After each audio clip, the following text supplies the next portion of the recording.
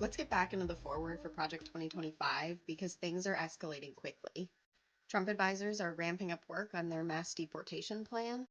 Advisors to President-elect Donald Trump are drawing up plans to carry out his mass deportation pledge, including discussing how to pay for it and weighing a national emergency declaration that would allow the incoming administration to repurpose military assets to detain and remove migrants. What that would most likely look like is implementing the Alien and Enemies Act of 1798, which Trump has been talking about for a long time. This act was used during World War II to detain and house Japanese Americans in concentration camps. On the economic side, companies have a playbook for tariffs under Trump. It includes price increases. Companies are already raising their prices. They are already putting plans into place to raise prices to deal with the tariffs that are coming. People are searching, can I change my vote, and are tariffs bad right now? And no, you can't change your vote. This is where we are now.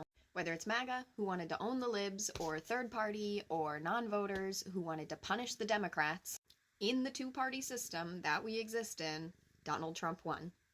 So that's where we're at. To recap from the last video, in the foreword, we talked about how this is the culmination of 40 years of conservative work and how hundreds, if not thousands, of conservatives got together to create this policy, to create this mandate. And we outlined the 4 promises that are the main thesis of the entire book. Let's get into promise 1. Restore the family as the centerpiece of American life and protect our children.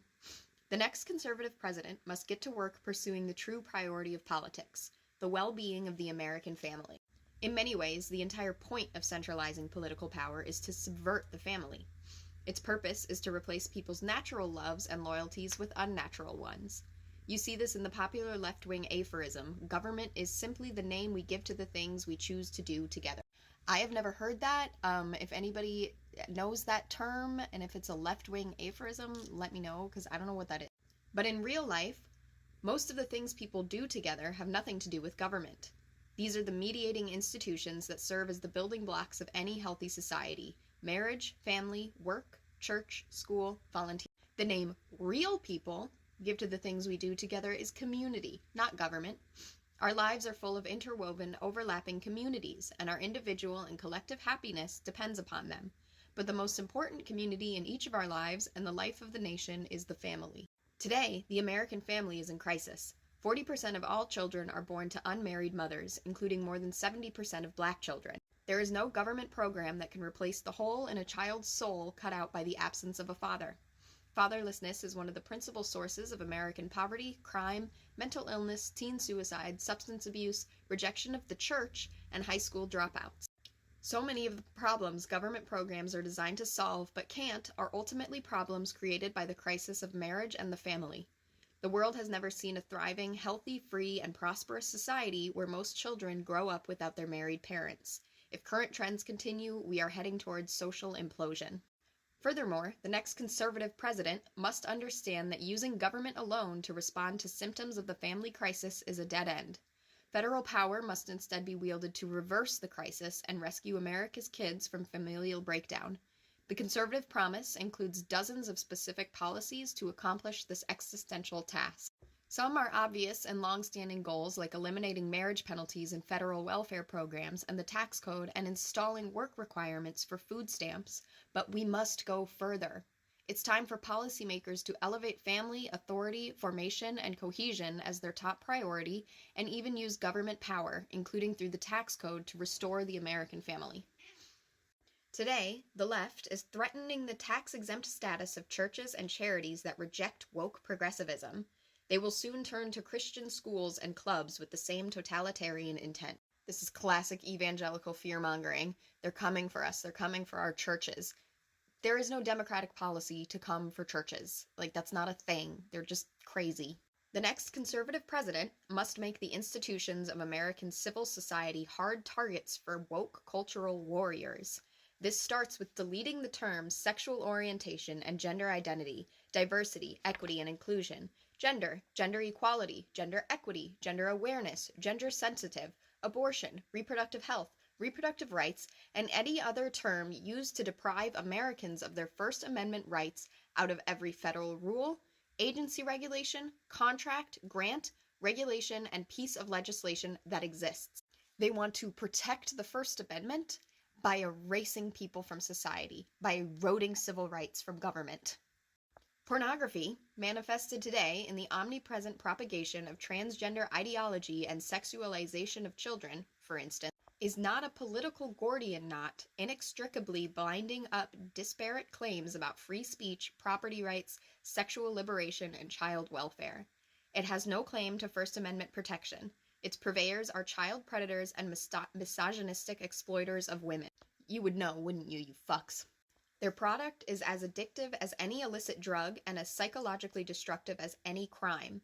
Pornography should be outlawed. The people who produce and distribute it should be imprisoned. Educators and public librarians who purvey it should be classed as registered sex offenders, and telecommunications and technology firms that facilitate its spread should be shuttered. Note that red states who ban books consider books about LGBTQ people just like the most general books about them, like the book about the two gay penguins. They consider that pornography. So if that is in your children's library, the librarian will be ripped away because they are a purveyor of porn. In our schools, the question of parental authority over their children's education is a simple one. Schools serve parents, not the other way around. That is, of course, the best argument for universal school choice, a goal all conservatives and conservative presidents must pursue. But even before we achieve that long-term goal, parents' rights as their children's primary educators should be non-negotiable in American schools. States, cities, and counties, school boards, union bosses, principals, and teachers who disagree should be immediately cut off from all federal funds. The noxious tenets of critical race theory and gender ideology should be excised from curricula in every public school in the country. These theories poison our children, who are being taught on the one hand to affirm that the color of their skin fundamentally determines their identity and even their moral status, while on the other they are taught to deny the very creatureliness that inheres in being human and consists in accepting the givenness of our nature as men or women. Allowing parents or physicians to reassign the sex of a minor is child abuse and must end. For public institutions to use taxpayer dollars to declare the superiority or inferiority of certain races, sexes, and religions is a violation of the Constitution and civil rights laws and cannot be tolerated by any government anywhere in the country. But the pro-family promises expressed in this book and central to the next conservative president's agenda must go further than the traditional narrow definition of family issues. Every threat to family stability must be confronted. This resolve should color each of our policies. Consider our approach to big tech. The worst of these companies prey on children, like drug dealers, to get them addicted to their mobile apps. Many Silicon Valley executives famously don't let their own kids have smartphones. They nevertheless make billions of dollars addicting other people's children to theirs. TikTok, Instagram, Facebook, Twitter, and other social media platforms are specifically designed to create the digital dependencies that fuel mental illness and anxiety. To fray children's bonds with their parents and siblings, federal policy cannot allow this industrial-scale child abuse to continue. Finally, conservatives should gratefully celebrate the greatest pro-family win in a generation, overturning Roe v. Wade, a decision that for 5 decades made a mockery of our Constitution and facilitated the deaths of tens of millions of unborn children. But the Dobbs decision is just the beginning. Conservatives in the states and in Washington, including in the next conservative administration, should push as hard as possible to protect the unborn in every jurisdiction in America. In particular, the next conservative president should work with Congress to enact the most robust protections for the unborn that Congress will support while deploying existing federal powers to protect innocent life and vigorously complying with statutory bans on the federal funding of abortion. Conservatives should ardently pursue these pro-life and pro-family policies while recognizing the many women who find themselves in immensely difficult and often tragic situations and the heroism of every choice to become a mother. Alternative options to abortion, especially adoption, should receive federal and state support. In summary, the next president has a moral responsibility to lead the nation in restoring a culture of life in America. This is white supremacy, this is anti-woman, and this is their plan. And that is just the first promise. A complete overhaul of the culture. I'm not going to stop talking about this, and neither should any of you. Know what's coming. Prepare yourselves.